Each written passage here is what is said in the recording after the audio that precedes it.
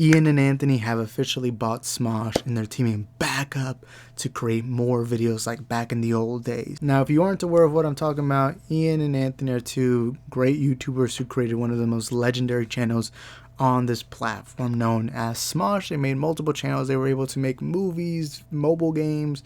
They did so much and they're coming back. And I kind of just want to talk about how much I love them as kids, but here's a clip of them announcing their collaboration. So we came up with the totally insane idea of what if we bought Smosh. We didn't know if this was actually possible, but we felt like we had to look into it and see if we could actually do it. So after months of negotiating and deliberating on whether this was a good idea or not. Yeah, we're just gonna change our entire lives. Yeah, who cares? That's it. Today, Anthony and I can say officially that we own Smosh. Now, normally this isn't stuff I like to talk about. Usually like to talk about more like controversial stuff, like just to get to the nitty gritty. But this is actually something I celebrate because honestly, growing up as a kid, I guess you could call me a YouTube kid. You know how I feel like now there's a new generation of kids who are kind of raised with YouTube, whether they're watching Cocomelon as young babies or they're watching Fortnite streamers now. I don't know, but I was part of that. I remember when I was like 10, 11, around that age, even younger probably, I was watching YouTube, and it wasn't my number one watch because I didn't have a phone. I would usually have to borrow the family computer, and I would rarely get any screen time. But I remember I would watch some Annoying Orange. I was watching like epic rap battles of history. But one of the funniest creators at the time was Smosh, and I love Smosh. Smosh was one of my first introductions to edgy humor, and I've talked about that many times. I use a lot of edgy humors. If you watch my streams or my videos, you know that I really like to make jokes that are not over the line, but they're just right there on the line. And I like to make jokes, I like to laugh, and part of that, part of why I'm like that is because I grew up with Smosh, and Smosh was just funny. And I won't lie to you, I haven't watched Smosh all that much in the last couple of years. Look, for all I know, this collaboration's gonna suck and it's not gonna improve the videos. But to me, that was the golden era, Anthony and Ian. But I will admit, in the last year or so during Anthony's time, the videos declined because to me, I felt like they lost what made Smosh special, which was Anthony and Ian against the world in a way. Like their videos would always be that. It'd be both of them have some crazy story or crazy whatever, like if movies were real or Pokemon was real or Homeless Millionaire, you had all these bangers. But I feel like when Anthony left, part of Smosh just left. And it was these new guys, and I like these guys. I've actually watched a lot of Smosh Pit videos. They're entertaining, just that they're not what they used to be. Now, I will say part of that comes down to my bias. I grew up with Smosh. I grew up loving their videos. I grew up really enjoying their content. And so, obviously, I got that childhood nostalgia, and I won't deny you, nostalgia baiting is easy. I mean, why do you think Michael Keaton was in the new Flash movie, or Tobey Maguire and Andrew Garfield both in the new Spider-Man No Way Home movie? Nostalgia right now is almost like the big thing right now. It's crazy. Like, why do you think Disney makes so many live action remakes? Because it's so easy to make money off nostalgia. Because if I did something 10 years ago that lots of people enjoyed, and I bring it up 10 years now, it's almost like you're opening that gate from somebody's childhood. And that's why so many people were upset of The Last Jedi, the Luke story and all that. And it's like nostalgia really is almost the quick and easy way to go. And I'm not saying that's what they're doing, but I'm a little biased when it comes to that. Smosh, I get a lot of, like, sometimes I will literally rewatch a video of theirs from back in the day, and I'll just be like, oh my god, this is great. But they've gone through so much history. They've gone through buyouts and everything. Now they finally own the channel for the first time in decades. And I'm excited because for a long time, for a couple years, it kind of felt like Anthony just took himself away from Smosh. And I still watch Anthony. Anthony has his own channel. He does these interviews with interesting people. And they're some of the best interviews ever because it's like he's talking to people and asking questions that you want answered. And I find that so interesting. I really like a lot of the interview podcast kind of stuff on YouTube. And Anthony is one of those people. And I like that he's going back to his roots. I hope he's still up. I mean, it seems like he is. Obviously, I mean, why would he? Because it seems like it's very popular. I mean, it would be silly not to continue that series.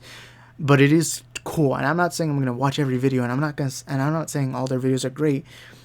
For all I know, maybe their videos were really only good for the early 2000s or whatever. Or 2010s. I mean, I said 2000s, but I don't know, bro. I'm excited for it. I like that they're coming back. It really is pulling on the nostalgia strings for me. I don't see why not. Bring them back together. It seems they still got an audience. People feel nostalgic. The reason why I even found out about this was because I saw it on Twitter. And on Twitter, I don't really like, a lot of it's just soccer and movie, and it's crazy that just kind of came in on Twitter. People are talking about it. It's getting people excited. Again, nostalgia is really easy to hit the nose on, but I don't know, bro. I really like them. They were one of my favorite YouTubers for a time. I remember, like, in 6th and 5th grade, just waiting every Friday for a new Smosh video. Even the Smosh movie. I'm going to say this right now. I watched that movie like 2 years ago because I think it was on Netflix for a while. I rewatched it. I still have fun with it. I think it's actually pretty funny how they have a whole YouTube multiverse in a way. I think the movie's alright. I know it's cool to hate on YouTube movies. I won't lie to you. There's a lot of YouTube movies I don't like. I mean, then again, I don't really watch them. I mean, I know the Annoying Orange Show was horrible. The 2 Fred movies. Then again, I didn't really like Fred growing up all that much. To me, I really didn't even know who Fred was until that one iCarly episode. But I remember I did like the first Fred movie. Second and third one, I don't know what the heck. I think the second one was like a Halloween vampire movie, and the third was a Camp Fred movie, which to me just feels like a ripoff of Diary of a Kid Dog Days. I'm just kidding, but no, I mean, I like that Smosh movie. I really had a lot of fun with that movie, bro. And I think even on this channel, there was a review. I did a review on it. Like, go to my oldest video. Actually, search up my YouTube. Like, I think on YouTube it shows like a bar. If you're on a computer, it shows you like a search bar. Search up Smosh. I think I did review the movie, and I said it was a good movie. I like it.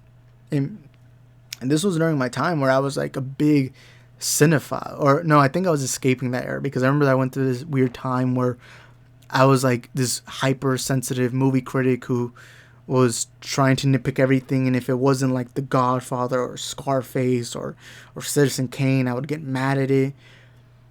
I'm glad I'm not in that phase anymore. I'm glad now I actually have fun with movies again, because I grew up watching dumb fun movies, and I feel like I kind of I feel like, because that was my early YouTube time. My early YouTube era was defined by me trying to be a movie critic, following other movie critics, and I went about it the wrong way. And then eventually I escaped that, went to movie nerddom, nerd fandom.